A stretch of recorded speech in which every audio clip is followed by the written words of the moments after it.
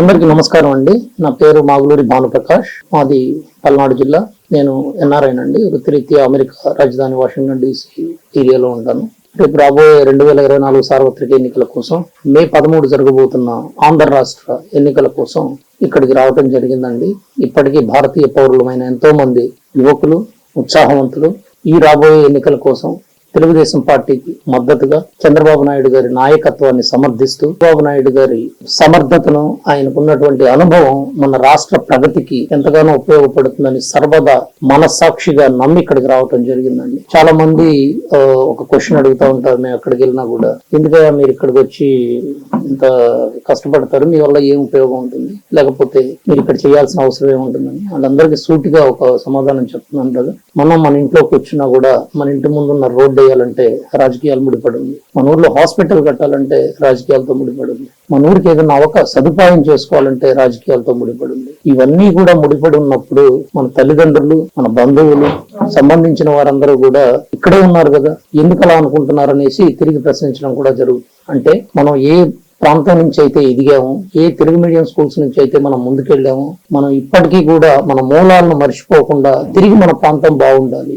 జరిగిన పరిస్థితులను బట్టి, వారికి ఉన్న అనుభవాలను బట్టి పలు పార్టీలకు సపోర్ట్ చేస్తుంటారు. అది తప్పేం కాదు. కానీ ఏం జరిగింది, ఈ రోజు రాష్ట్ర పరిస్థితి ఏంటి, ఈ రోజు రాష్ట్రంలో ఉన్నటువంటి సమకాలీన పరిస్థితులను ఒకసారి పూర్తిగా అధ్యయనం చేసి రేపు రాబోయే ఎన్నికల్లో మీ అమూల్యమైన ఓటు హక్కును మహనీయుడు డాక్టర్ బిఆర్ అంబేద్కర్ గారు మనకు రాజ్యాంగం ద్వారా మనకు అందించినటువంటి స్వేచ్ఛ, సమానత్వం, ప్రశ్నించే హక్కు లాంటి అంశాలను పరిగణనలోకి తీసుకొని విద్యావంతులు, మేధావులు, సామాన్య మధ్యతరగతి, కర్షకులు, కార్మికులు, శ్రామికులు, ముస్లిం మైనారిటీ వర్గాలందరూ కూడా ఆలోచించి తమ ఓటు హక్కును వినియోగించుకోవాలని విజ్ఞప్తి చేస్తున్నాం. మీరు ఆలోచించండి. ఈ రోజు రాష్ట్ర పరిస్థితి చూస్తే ప్రాజెక్టుల దగ్గర నుంచి సాగునీటి ప్రాజెక్టులు కానివ్వండి, లేకపోతే రైతు వర్గానికి, గ్రామీణ రైతు ప్రాంత వర్గానికి సబ్సిడీల ద్వారా అందించే వ్యవసాయ పరికరాలు కానివ్వండి, చాలా మందితో మేము మాట్లాడటం జరుగుతుంది. వాళ్ళతో కూర్చుంటున్నాం, వాళ్ళ ఆలోచనలను వింటున్నాం. ఇప్పుడు గత 5 సంవత్సరాలుగా ఇటు చూసినా కూడా అభివృద్ధి ఆనవాలు లేదు.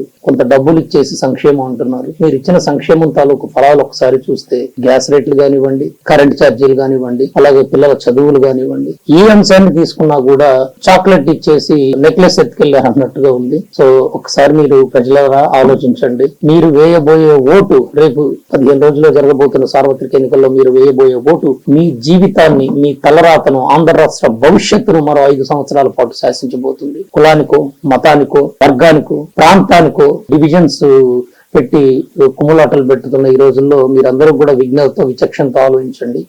ఒక విషయం మాత్రం ముఖ్యం, మా కోసము, చంద్రబాబు గారి కోసము, తెలుగుదేశం పార్టీ కోసం అని కాదండి, మీ కోసం, మీ కుటుంబం కోసం, మీ ఇంట్లో ఉన్న పిల్లల భవిష్యత్తు కోసం, మహిళల కోసం, వృద్ధుల కోసం, వాళ్ళకి జరగవలసిన సంక్షేమం గురించి, ఎట్ ద సేమ్ టైం మనం ఖచ్చితంగా పాటించాల్సిన అభివృద్ధి గురించి. మనం డబ్బులు తీసుకొస్తేనే కదండి, కుటుంబ పెద్ద ఇంట్లోకి డబ్బులు తీసుకొచ్చి పెడితే ఆ ఇంట్లో ఉన్న మహిళ కానివ్వండి, పిల్లల ఫీజులు కానివ్వండి, ఏదైనా జరుగుతాయి. అలాంటి రాష్ట్రానికి పెద్ద అయినటువంటి ముఖ్యమంత్రి గారు పెట్టుబడులను ఆకర్షించి రాష్ట్ర ఖజానాన్ని నింపాల్సింది పోయి ఉన్న ఖజానాన్ని పంచిపెడుతూ పోతూ ఉంటే రేపొద్దున ఆ భారం మనందరి నెత్తి మీద పిడుగులాగా పడుతుందని మరొకసారి మీకు తెలియజేసుకుంటున్నాను. చాలా మందికి అర్థమైనా కూడా ఇప్పటికీ కూడా గ్రామాల్లో ఉన్నటువంటి వర్గాలు, గ్రామాల్లో ఉన్నటువంటి ఆ పరిస్థితుల మధ్య చిక్కుకొని పోయి ఆలోచిస్తున్నారు. దయచేసి ఆ అవరోధాలను దాటి ఒక్కసారి వచ్చి మీరందరూ ఆలోచించాలి.